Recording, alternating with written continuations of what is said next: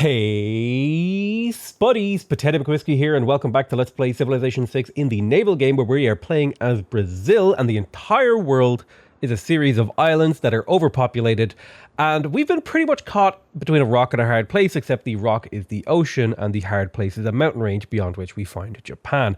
Japan has basically been at war with us for the majority of the game. However, we managed to just barely eke out a peace, which I suppose likely comes from the fact that we managed to actually increase our military score to a high enough level and our science to a high enough level where Japan was like, you know what, maybe this war isn't the best idea anymore. Now, where we left off, we were in the middle of building ourselves a mausoleum at Halicarnassus in the capital city, and we also kind of were hoping that we could maybe get the Kilwa as well, if at all possible. We're also working a lot on our lighthouses and our waterfronts and even a little bit of campuses and stuff like that. We have most of our campuses fully built, and we have really, really good adjacency on our campuses, which I'm actually quite happy about. Speaking of high adjacency on our campuses, 1, 2, 3, I think I will have to unfortunately buy this tile. As much as I would like the city to grow to that tile, it's a very far out tile, and Mohenjo-Daro will likely take it next. And I would like this tile for that +4 campus right there. Now, one problem we had was that we actually couldn't even get exploration done because of the war. But now we're finally getting an opportunity to find out what the map actually looks like. And that's going to be an exciting thing to do because it opens up, maybe we find somebody who's really low in technology and we'll have a really easy time attacking with ships and maybe aircraft. Right now, our current plan is essentially just to rush for aircraft and hope that we have aluminum. We're heading for radio to pick up aluminum and then for advanced flight to be able to make bombers. And that's why we went so heavily into tech here, so that we could hard focus into the aircraft and navy side of the tech tree. Now, when it comes to Daddy Morbus, I think the most important yield for me this game is actually universities. So I'm just going to, or is actually science. So that means I'm just going to rush universities, which maybe isn't the best decision. But it is the decision that I'm going to do. I'm also going to grab grants with Pingala for the extra great people points, because it would be nice to be able to get ourselves a great scientist or two. I'm not the greatest in terms of great scientist points per turn, but we are making a decent amount. Now, lovely. There is the Mausoleum at Halicarnassus. Now, the Mausoleum at Halicarnassus is a fantastic wonder for a number of reasons. The first reason that the Mausoleum at Halicarnassus is a wonderful wonder is because it's a wonder, and it will give you a very, very slight boost to your tourism. If I open up the tourism map mode here, you can see I'm getting +4 tourism from it, and that will grow as the game continues. However, the most important reason that you get the Mausoleum at Halicarnassus is for these incredible tile yields, especially in some kind of navy game. Look at this fishing boat, right? 3 food, 2 production, 5 gold, 1 culture, 1 faith, and 1 science. Now, is that not beautiful? That is an absolutely wonderful set of yields, and hopefully when we build our waterfront, that will actually necessarily be a lot better. Once we have all those things in place, the yields from this should be even better. And then the other extra super duper D most important reason the mausoleum is so good is because the mausoleum gives you a special ability that gives all of your great engineers an additional charge. This can be really useful, particularly if, say, in the late game we decide to switch to a scientific victory. Any great scientist that, or any great engineer that boosts rocketry, for example, or any spaceport related technology, I'll get double benefit. So for example, if there's a great engineer that gives me 100% production bonus towards space race projects, I'll be able to use him twice and triple rather than double my ability to build spaceport projects. So very, very powerful wonder to be able to get lots of culture, faith, and science, but also very, very powerful wonder in order to be able to transition into various types of victory, because the engineer, the great engineer point also can be quite useful. Like, for example, if I were to build up a huge amount of faith and grab myself a great engineer and, for example, be able to use Filippo Brunelleschi here, who normally has 2 charges, I could get 3 charges out of him and build something that I otherwise would not be able to do. Oh man, I am loving all this exploration that I'm getting done. This is making me very happy. I got Mausoleum in my current game where my city is on a peninsula. It's bonkers. It is really bonkers. It's really, really powerful. Ooh, Halong Bay. Halong Bay is one of my absolute favorite natural wonders. It doesn't, you know, it's not like super powerful or like incredibly like amazing. It's just like, if I really, here's a challenge I want to give to the viewers. I would really like to find a save file as a either religious or naval-based civilization where they start with Halong Bay in their capital. If you could find me the start location for that, that would be really cool. I'd be super down to play that game. I've always wanted that. I've never looked particularly hard for it, but it's the type of game I would love to play myself. So Japan is actually looking very submissible and conquerable at the moment. If we look here, most of their cities are coastal and they also don't have many walls. So I could very easily attack Japan here, which is something I should definitely consider. Now, the question is, how am I going to conquer Japan? If I'm going to conquer Japan, it's probably go time now to get some frigates and hit them hard. However, Japan is still ahead of me technologically. So despite the fact that now might be the best time to go, I don't make enough niter to be able to actually make that happen. Ooh, maybe the time to strike is with the Minas Gerais. Now, the question is, do I go for mercantilism or do I boost straight for... I think I go straight for nationalism and try to hit it with the Minas Gerais. Yeah, I think that's what we're going to do. We're going to hit them with the Minas Gerais. Yeah, I think we go for the Minas Gerais and then we smash Japan. Now, that means we need to get our culture up. So I need to think about how do I get my culture income up? I reckon one way that I could get my culture up is to actually buy a pair of great works of writing. So I wonder if there's anybody on the map here who is willing to sell me, well, there's a whole bunch of like luxuries here that I could buy too for very, very cheap. So I'm just going to go through and buy all those because that'll give me some extra yields across my empire. I'm also going to go ahead and look for great works, in particular great works of writing that I could get for cheap. Looks like I get Germany's for 10 gold and Japan's for 15. I'll grab both of those. That'll give me an extra little chunk of culture per turn. That's 4 extra culture. Not a massive boost, but in exchange for about 20% of my gold for quite a nice boost to my culture, which will mean we'll unlock this Minas Gerais quite a bit sooner. I maybe should have focused a little bit more on culture. I maybe went a little bit too hard on science here, which is making me reconsider focusing so hard on science. Let's buy our traders in the capital. I'm gonna hard build a shipyard, which I normally don't do. I'm gonna bring this quadrireme over because I believe it can be upgraded into the Minas Gerais. I'm pretty sure they made it so that all unique units can be upgraded into, which was really a good change for the game. I'm kind of like disturbed that it was not like that for a period of time. Let's go ahead and trade with my Mohenjo-daro for the extra envoy as well. All right, we've got to deal with a lot of Japanese samurai trebuchet memes. So 1, 2, 3, 4. Yeah, Japan is looking very easily conquered here, which would give me full control over my own island. Definitely from a naval standpoint, this would be a very easy war. I will take a friendship with Katarja because I believe I used to have an alliance with her. And so perhaps getting another alliance with her would make the war with Japan even easier. So let's go ahead and get a military alliance with you. You might even pay me a little bit of gold. And then that's that. Now, coming into my capital, do I really want the Kilwa in here? Like, how important is it that I get this Kilwa? I would say it's like reasonably important to me. But I think I'm also going to place, let me make sure I turn these back on, Shift S, and then I'm going to go ahead and place the waterfront district here. But I will work on the Kilwa. The Kilwa will come. So we're possibly looking at a Dark Age here.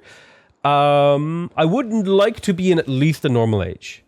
So I'm going to maybe prioritize fixing that problem. My cities do not have very good production, which is a little bit of a problem for me. One-time deals. No, I refuse. But heading into the industrial era does mean that I'll be able to more cheaply upgrade all my units and my technology will go up a little bit quicker. I need to think about how I get these points. What project am I running? Every time you build a new specialty district, you get a era score. Can I levy a city-state? No. Yes, I can do it. Next turn, I might be able to levy Mohenjo-daro. Knowledge of printing is advanced, astronomy. So we got ourselves a university in Daddy Morbius. I would like to get the chancellery because it's +3 influence per turn. It gives you a lot of envoy points throughout the game. It's quite expensive in terms of production. If I'm thinking about this city, 1, 2, 3, 4, 5, 6. Yeah. 1, 2, 3, 4, 5, 6. Yeah, this industrial zone is terrible if I place it. So if I'm going to place it anywhere, it would be on that forest. Honestly, you just need a builder. So in Goralahos, we have the option of going for a shipyard or the breakwaters. Let me have a look. The breakwater, I could also build the arsenal. If I'm thinking about long-term production, the shipyard gives me 8 production in here. I think I might purchase it with gold. So instead, what I'm going to work on is getting the arsenal so that I can produce military units from there a little bit more easily. Now I'm sitting on an envoy. Oh no, I can't get suzerainty of anyone because I'm only getting 1 envoy because I don't have my tier 2 government. Oh, shice. I only had a tier 1 government, so I only get 1 envoy. So levying is actually not possible. How do I get a point? I guess upgrading this frigate. Yeah, frigate gave me enough points. So then I'm good. I'm good to continue as is then. +1 food on all coast tiles of the city, +1 science for all reef features. City doesn't have any reef features, so the +1 food on coast tiles doesn't seem to matter so much. Although, with the shipyard yields, this would make these very workable tiles. So yes, I will actually go for the breakwater rather than the arsenal. This game looks so doomed. Listen, dude, this is a hard game. All right, I'm not going to lie. This is one of the hardest games I've played. We had a very, very rough start. And honestly, if I was recording this game for YouTube, not live, I probably would have just abandoned it after like the first couple of episodes and then started a new game. Because it wasn't super fun. But the fact that I had people watching me live kind of made it more interesting and worth playing. Okay, we have industrialization. Now that's important because we have access to coal, I assume. Did we actually find a source of coal? We have 1 copy of coal. That's perfect. All we need is 1 in order to be able to actually get the Minisk arrays. Now, we're going to get the Minisk arrays and try to conquer Japan. That's our goal. That's our only goal right now. So I need to think about next steps. Steam power, electricity. I could go straight for seaports for lots of gold. I could go for flight and radio. Advanced flight. I kind of like the idea of going straight for seaports because of the amount of gold that potentially generates. But that's also a huge production burden. And it's very, very early into the game. I might be better off heading now for flight and backfilling scientific theory and stuff like that. Like, it could also be worth it to pick up. Yeah, I'll head straight for scientific theory. Now, the nice thing is, because I have industrialization now, all of my mines are worth +1 production, which is quite helpful because I have a couple of mines, not a huge amount. We got our university in Sugnama. I am going to go for Warlord's Throne here. This will give me an extra governor title, but also more importantly, it'll mean any conquest of Japan will actually scale and snowball my empire quite well. So we're setting up for a war. Everything we're doing is aligned with our goal of going to war with Japan. Now, the nice news is Japan is one of the strongest players in the game. So if we can take out Japan, we've put ourselves in a very good position to potentially take out some of the other players in the game as well. I think I'm also going to try and pick up a spy here so that I can spy on Japan and get a small combat bonus against him. You gotta think about, like, how do I use all of the systems in the game to get as powerful as possible? We found Valletta, which is quite cool. We've got access to a good few suzerainties here.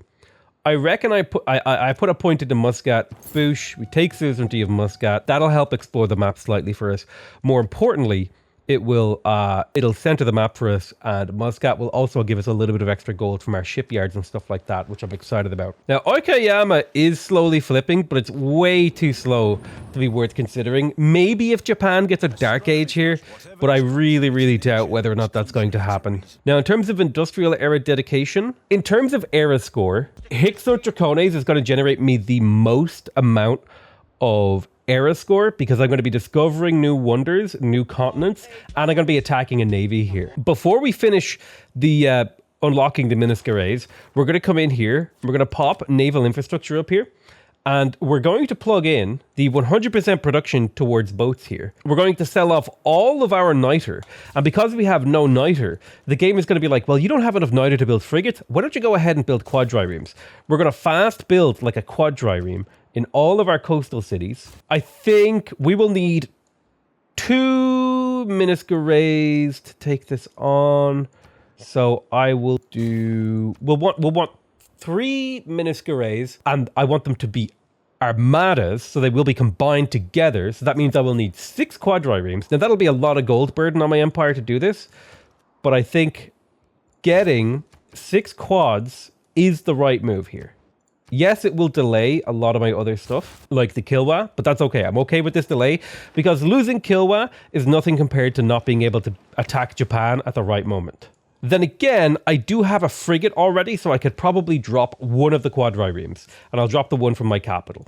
That's the most important production place. And all I have to do is make sure that I continuously sell off my niter so I don't get too much niter before the things get finished. Trying to get era score from exploring my not my quadrireme, but with my my caravel.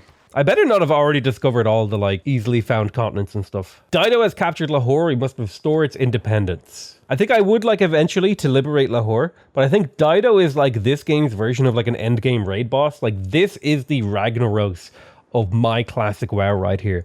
She is the highest science. She's not necessarily the strongest, I could actually possibly... There is actually a really good timing window here where I could potentially kill Dido. Maybe before I even go for Japan, before she gets much stronger, because her cities are still weak enough to be taken down by Minisk arrays quite quickly. This might be the window where... Because if I take out Dido, that's it. Like, I'm in command. I'm in the commanding seat of the game. So taking out Japan is like the low risk play. It'll be quite easy. It'll probably happen. Oh, actually, I'm actually getting Okayama for free, which is perfect. But man, going straight for Dido, like that's like going for the throat. Secure and active. Bad analogy. Ragnaros is piss easy in 2021, Lamau. Were you dropped on your head as a child, dude? What do you think that has to do with anything? Who asked? It's not the point I was making, dude. I was making a reference. All right, let's start researching flight so we can get our aerodromes building. And not long after, we'll be able to get advanced flight. I think it is about time I should probably bring this caravel back, at least in this sort of a direction. Dido has captured Lahore. I'm going to vote down. Did I not queue up printing? I thought I'd queued up printing. Well, we want to pick up printing because printing gives you +1 diplomatic visibility with every civ in the game, which effectively means +3 combat strength with every civ in the game. And then we'll pick up flight. We got our spy. Now we have to make a decision. Are we going after Dido or are we going after Japan? And I'm feeling like this is the kind of game where I want to be risky. I'm going to be going straight for Dido. I'm going to plant my spy in Tyre, which will likely be one of the last cities that we take. And then I'll be doing listening posts to be able to increase my diplomatic visibility. Let's come into Goralos and purchase ourselves a shipyard in here, Boosh. That will give us a huge boost to our productivity in this city. 22 production now, which is pretty damn respectable, I would say myself. Watery tarts lobbing swords is no basis for a former government Dido. True. Right, there's printing, so we have a little bit of diplomatic visibility with her. We actually get +3 combat strength, because she probably doesn't have writing yet, or some other reason she doesn't have diplomatic visibility with us. So we have most of these quadriremes ready, and it looks like we missed out on the kill wap. That's unfortunate. That's just part of life. I wouldn't have finished it anyway, but I wonder who built it. It was Coupe? Indonesia. Well, we can always just pop up here and take this off of her. Because this is a... How did she build it in this city? Oh my god, the AI's production bonuses are insane, dude. Insane. Yeah, theater square. I think I'm going to grab this tile.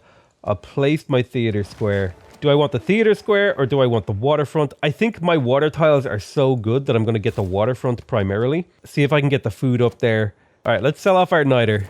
Make sure we don't accidentally build, frigates. All right, nice. We got our Warlord's Throne. So every time we conquer a city now, we'll get a 20% production boost across our entire empire for 5 turns, which effectively means when we conquer a city, we get a free turn of production in our empire. It's just distributed over a whole 5 turns. So effectively, when you're in a domination game and you have the Warlord's Throne, if you're conquering a city every 5 turns, you're essentially getting an extra turn worth of production every 5 turns. Really, really powerful. This building's incredibly important. Now, the productivity in the city is actually fairly terrible, which is why I was going to go immediately for mercantilism. So I probably will grab nationalism, grab myself the Minisk arrays, immediately head for mercenaries, then head for mercantilism so I can build up my economy a little bit. In like cities like Sugnoma are just kind of bad, but I will go ahead and get to work on a builder in here because there is a lumber mill here I could improve. In terms of governor, I'm going to grab Victor because he's going to be a loyalty stick that I can use to hold loyalty over here before I manage to knock down all these cities. And let's go ahead and position these quadriremes in pairs so they can be upgraded and turned into the big bad wolf ship, the Minisk arrays. Did I overbuild quads? I did overbuild quads because I'm a dumbass. Makes sense. So no tier 2 government soon. Tier 2 government is great, but it also delays getting Minisk arrays and this by somewhere between 6 and 10 turns. So I would rather rush this than get my tier 2 government because every turn that goes by, her city combat strength is going up because she's getting more high-tech units. So there's a specific timing window that I can hit Dido in, and she won't be ready for me, and she'll suffer very, very badly as a result. Potato Whiskey, Civ 6, Old World, or Humankind? Which do you think is the best right now? I think Civ 6 is kind of obviously the best right now. However, if you are tired of Civ 6 and you want a game with a different feel, then I would pick up Old World, because Old World has a very different style, yet is still a very masterful 4X game. And then if you want something that's a bit more like Civ 6 and you're okay with something being a little bit early in its development, then I would go ahead and pick up Humankind. I don't really think of games in terms of like which one is better. I think of games more in like what type of experience am I looking to get. And in that case, it would be like, sure enough, these are all like horror movies, right? All 4X games are like the same genre, but there's like body horror, there's monster horror, there's psychological thriller-y horror, there's like murder mystery. There's all like the subgenres, and the texture of the experience that I'm looking for is going to affect how I judge a thing. So if that makes sense. Now, when there's two like really, really comparable games, like for example, Apex Legends and Fortnite, or PlayerUnknown's Battlegrounds, or the Call of Duty one, those 4 games kind of all occupy a very, very similar genre. Like, rather than saying they're all horror games, I would say they're all shooter games, but they're also all battle royale games. So they're all shooter battle royales. So they're even narrower in focus. And then that's where I would start to consider, okay, well,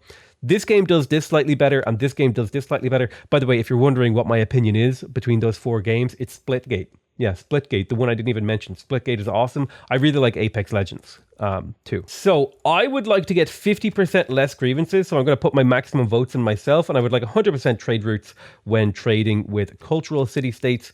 Hopefully I can get that to pass. Looks like it passed against someone else, completely random. That's unfortunate. I really wanted it to be for me. However, that's just not how it is. Let's go ahead and do we want to duel? I think we're going to go ahead and denounce. We'll denounce Dido. 5 turns from now, we'll be just about ready to go to war in about 5 to 6 turns.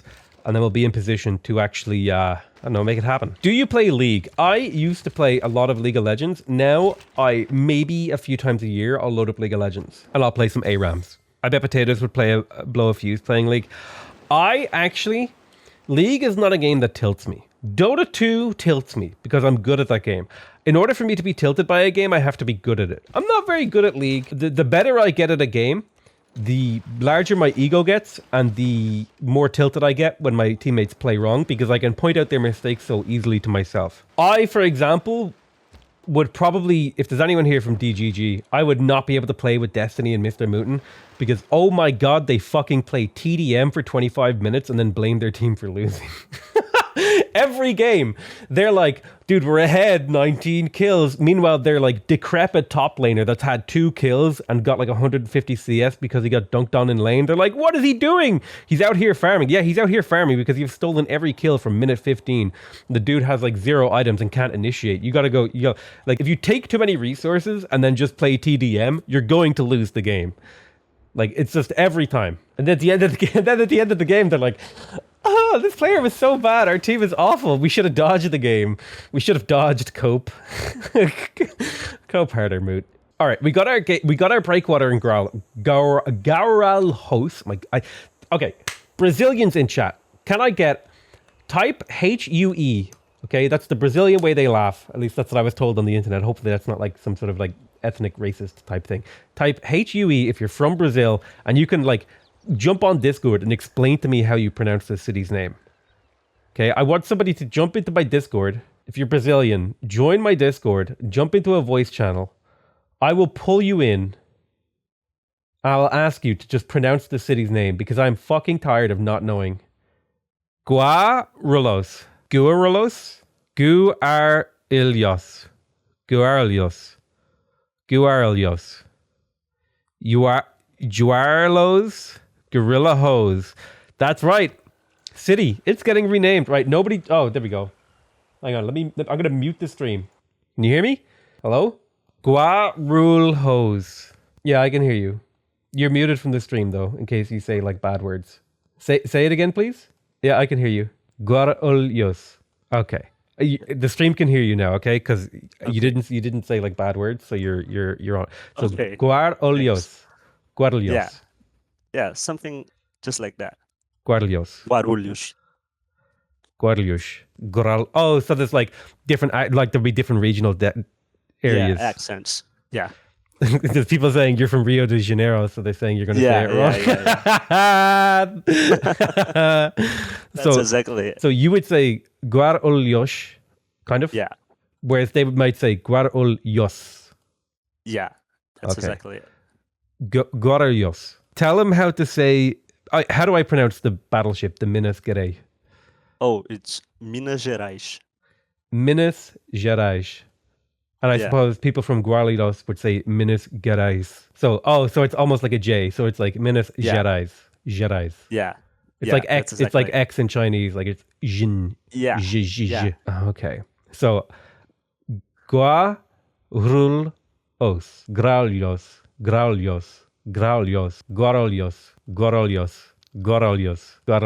Okay, I'm going to get that wrong still, but thank you so much for your time. No problem. Okay.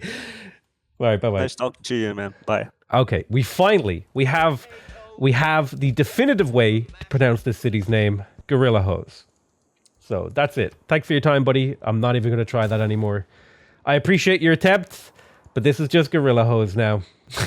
It was too difficult to pronounce. I'm not calling Brazilians gorillas, okay?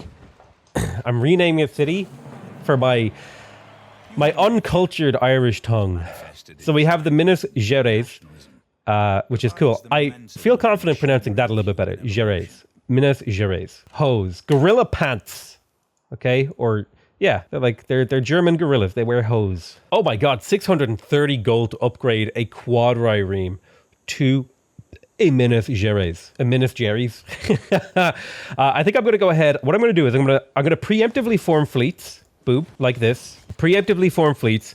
Then once we have mercenaries plugged in, we'll plug in professional army and be able to upgrade these like super cheap. So I want to have Victor. I'm also going to use a Manny for loyalty. Gooey Hose and minus Jerry. That's taking it too far. I actually already forgot how I'm supposed to pronounce the city's name. Guarulhos. Oh my god. Gorilla Hose. Okay. Gorilla Hose it is. Let's get ourselves a breakwater in our capital. Now, here's the question, though. Do we actually buy it? I think if we buy it, now all of these tiles are, like, super workable. Like, all these coastal tiles, the city's making crazy, crazy good. Then we can get to work on a theater square. The theater square will give me a little bit of extra culture, and then we'll eventually get an aerodrome in the city. Perfect. I think that's our plan. We got a builder in Sugnoma. Head over there to build a lumber mill. Over here, this is a city that is struggling slightly. I don't think I need an art museum or an archaeological museum. I think I'll just grab myself another builder in here. I'm sitting on a couple of envoys. I will send at least one of those envoys to Hunza and Zanzibar. This will get me a little bit of a boost in my gold short term and long term. It'll be a good boost long term, I suspect. Teach potato correct pronunciation would be a fun high cost point redemption. You know what? That's actually not a bad idea. Write that down. Write that down, someone. Okay. Okay, we have access to flight now, so we have access to the aerodrome. That doesn't do much for us until we have radio.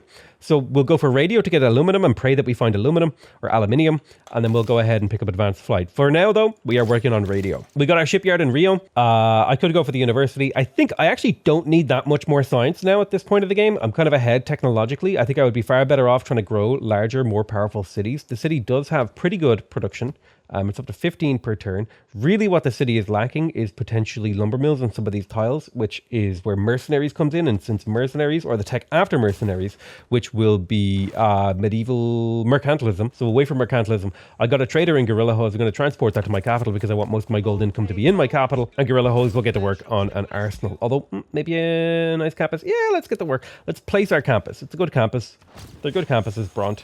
And then we'll work on the arsenal. Right, one more turn until our army it achieves its final form. I'll trade with Dido for the last few turns to get that little bit of extra gold, because all that will happen is that our trade routes will be kicked back into our cities and we can start to trade with somebody else. Now, thinking about where do we want to begin the war, I think we're going to go ahead and take Sidon. Or do you know what actually might be the best thing to do? Is to hit Byblos, MTW, Matu, Ugarit, then come around, liberate Lahore, liberate Kupe's capital, or take Kupe's capital. And then boom, boom, blast through and leave KTY for last. Because that's these two cities. Here's the problem: avoiding these cities. These are the strongest cities. So if I take them out, actually, the rest of the conquest is relatively easy. This city has Renaissance walls, which is unfortunate. We have our Great Admiral. It's an industrial era Great Admiral.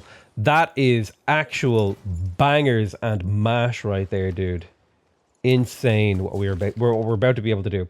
So it's 1,260 gold to upgrade a Minas. However, if we come in here, we switch out this card, we plug in the delicious professional army card. Boom. Now it's only 630 gold, which is what the price would have been to upgrade a regular quadrireme to a Minas Gerais. So we boom, and we boom, and we boom, and I want you in my room. We are ready. We have 3 fully fledged Minas Gerais fleets with 102 anti-air strength, 90 range strength. We are absolutely ready to take on Dido. So I'm going to declare war next turn. I'm going to hit Byblos, MTW, and Ugarit, and they should be all one-turn hits, actually. So I think I'm actually going to need... These things have 3 range, too. It's disgusting. I'm going to need, like, caravels and man-at-arms to follow up to actually capture the cities. This is what you call a timing attack. We are on point, dude. It is about to start happening. Nice. We're doing a listening post in there. I'm going to go ahead and get another alliance with Katarja. Boom. Military alliance. See if I can get her to declare a joint war with me. Joint war on Dido. Maybe she'll even pay me money for this. Boom. We joint war Dido. Regular formal war. Okay. Are you ready? I want predictions in chat. I want predictions right now. How badly is this city? Okay, this city has medieval walls. Now, this city has 63 combat strength. My battleship has 90 combat strength. Okay, how badly is this city going to take, like, damage-wise? Oh yeah, don't forget to use the Admiral. Good call. Like, how many shots? You think the city is dead? 2 hits and it's dead? Okay. Oh, man. Look at that. That is a 200 health wall. Somebody said 25%. 25% was right on the money. Good call. Boom. 53 defense strength knocked out in a single turn. Now, the important thing to remember is that walls actually get weaker the more damage they take. So this second shot will actually damage the city more. And then the third shot will do even more. Look at that. Boom. Yeah. Absolute devastation. So somebody said it would be 2 turns to kill the city. 2 turns was probably generous for Dido because that city is dead and I still have a city. I still have a shot left. Oh my god, MTW is even weaker. Oh. Ugh. Jesus Christ. All right, let's go ahead and grab Victor. We'll pop him into that newly captured city to keep the loyalty in check. And I think it's actually over. I think Dido dies in the next episode of this video. Thank you guys so much for watching. I love you all very much, and I'll see you guys next time. Bye-bye. Cliffhangered.